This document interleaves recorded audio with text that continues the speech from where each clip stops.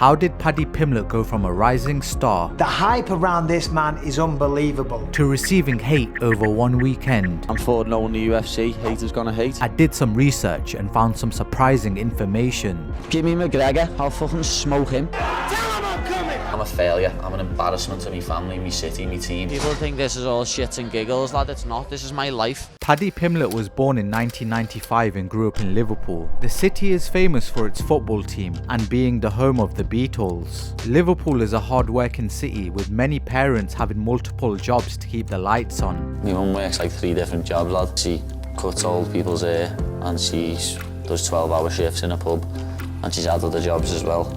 Liverpool has a major problem with street crime, as young kids are becoming increasingly attracted to gang culture and carrying out organised crimes for adults. At the age of 14, Paddy had no father figure and could have easily turned to crime. My dad wasn't always there. My dad was in and out of jail. It was hard, you know what I mean? It was.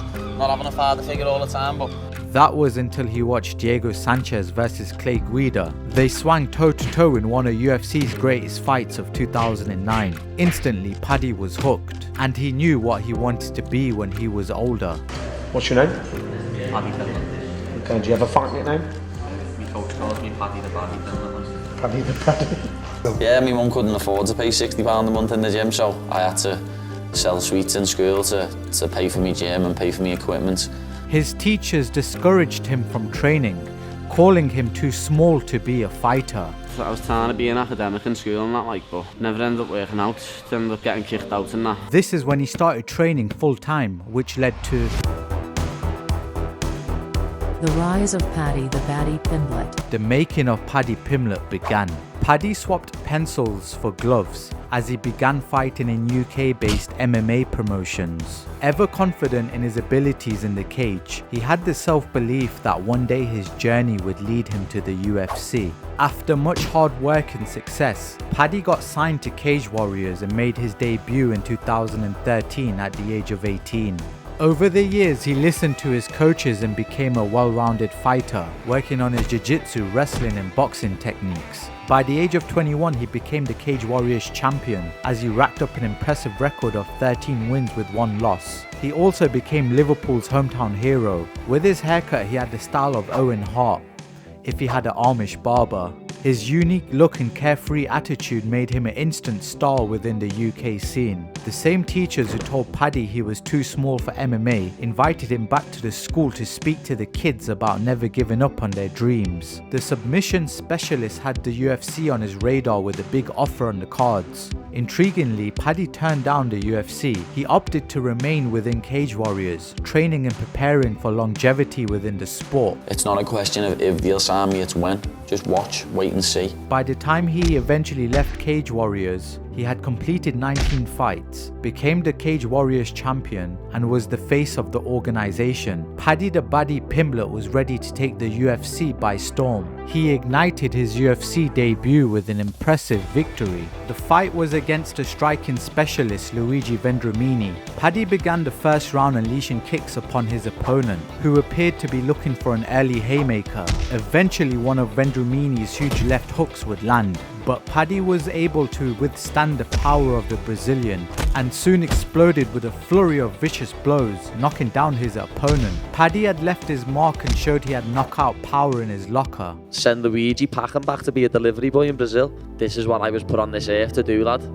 Entertain people and beat people up. Let's get a show on in England, lad, and let's blow the roof off the gaff. Paddy's second outing in the UFC showcased his array of talents in the cage. The Mexican Rodrigo Vargas was defeated via submission in round 1. A rear choke drew the curtains on the trash talk prior to the fight. Paddy continued his showmanship, bellowing to the crowd in true gladiator style. Are you not entertained? Get me a stadium, get us to Anfield and we'll fill it. He continued to draw more attention through his impressive victories. How good is Paddy? Yeah, how good is he? Paddy the Baddy is very authentic. Yeah. I think he's a very charismatic guy. He's got a weird style. This kid is like legit fucking star power. Because everyone knows I'm the boy, I'm the new kid on the block, and I'm the one that's getting the bums on seats. Much of his focus has been on his second obsession, food. He has been known to pile on the pounds in between fights and makes no secret of it. We've never seen a UFC fighter, let alone like a star, like celebrate putting on insane amounts of weight. I wish I could eat like he ate. Doesn't work for 56, baby. Get some wings, Daniel. I won't be able to shit for a week. However, many professionals of the sport disapprove of his eating habits, as he adds on over 50 pounds of weight between fights. Look, guys, Paddy and the weight has to stop. Throughout his UFC career, Paddy formed a special bond with a young fan named Baby Lee. Baby Lee's got a brain tumour and a few different illnesses, lad, and he's only 3. He's more of a warrior than I'll ever be, lad, more of a fighter than I'll ever be. Paddy met Baby Lee through social media and invited him and his family to his gym. The pair had forged a bond as Baby Lee would give inspiration to Paddy. And before his 3rd fight in the UFC, Paddy received some devastating news. I had to go to his funeral the other week, lad. It was hard, very hard. You shouldn't have to ever go to a 4-year-old's funeral. It's just something that no one should ever have to do, especially his mum and dad. You know what I mean? You shouldn't have to bury your own child. You know, if he was a billionaire's son, lad, probably would have been saved, but because he's just a kid from Liverpool, lad, no one's asked. Paddy had a new dance partner for his 3rd fight, Jordan Levitt. Jordan came into the fight hopeful he could capitalize off the rising star power of Paddy. The main strength of the American was his wrestling. Paddy defeated well against Jordan's attempts to bring the fight to the ground. Various submission attempts were on display as Paddy looked to lock in a guillotine.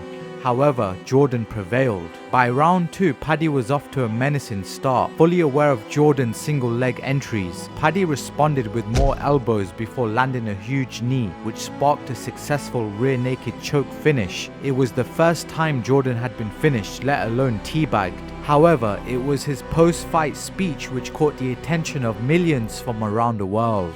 There's a stigma in this world that men can't talk. Listen, if you're a man and you've got weight on your shoulders and you think the only way you can solve this by killing yourself, please speak to someone. Speak to anyone. Well, obviously, as everyone knows, I brought Baby Lee with me last time. He lost his battle a couple of weeks ago. He died at 4 years of age. And I had some other horrible news the other day. 5 hours before I was due to weigh in, I woke up and found out one of my mates himself. As I said there, I just wish lads would talk more. You know, women speak to each other all the time and you've got something on their head, but lads don't. They sit in and they bottle it up and they end up taking their own lives, something that they can't take back. Men just need to talk more, lad. Just need to get it off the chest. Leading up to his fight with Jared Gordon, Paddy welcomed Dana White onto his podcast. The two had some harsh words for journalist Ariel Helwani. I hate all these journalists, Ariel Helwani in particular. He uses fighters for clicks, and you're doing it for exposure. No, you're not. You're doing it to put money in your pocket, Ariel, you little rodent. Woo! I just sat back and let that go. I didn't want to interrupt. He's a massive sack of is what he is. This didn't go down well in the eyes of MMA fans. Many were disgusted with his attitude. It wasn't the ideal lead up to his biggest fight within the UFC. The opening round saw Paddy attempting to apply pressure to Gordon, who comfortably defended the onslaught, responding with powerful left hooks. Paddy left himself vulnerable, with his chin untucked and his fists low. Gordon was able to take full advantage and landed some successful shots. Paddy ended round 1 attempting a takedown, only to find Gordon on top. It was a tough round to score for the judges. In round 2, Paddy played to his strengths and nearly finished Gordon with a submission. The American was able to break free and responded with his trusty left hooks. The round became a back and forth battle, with both men trading blows. It seemed Gordon was taking control. However, the third round failed to impress. It was a lackluster affair. Gordon slowed down the pace and held Paddy in a clinch for the majority of the round.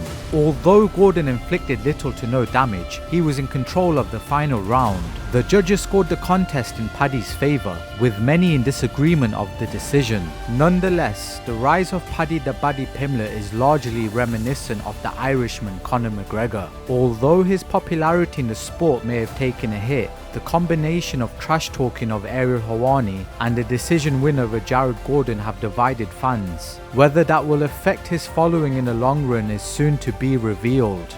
Questions have indeed arisen as whether Paddy has what it takes to become a champion. It seems a little premature, but if the last fight was any reflection, then it looks like it will be a tough feat to accomplish. Whatever follows, one thing is for sure, Paddy is the new star in the UFC, and he will remain in the spotlight for now.